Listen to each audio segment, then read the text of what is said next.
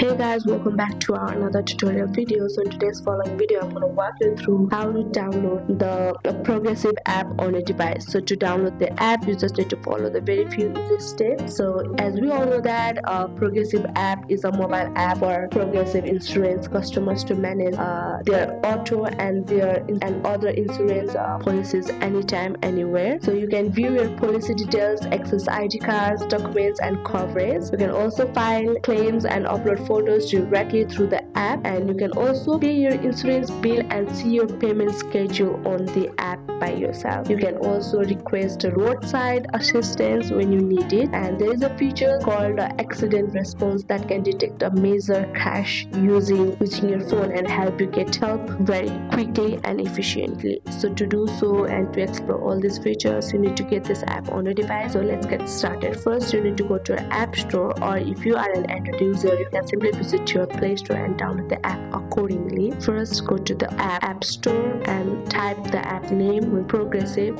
Get up! Irritating app. So now here you can see the app Progressive. To download this app, you just need to tap on the option Get, which is highlighted in color blue. Just tap on the option Get and just need to double click.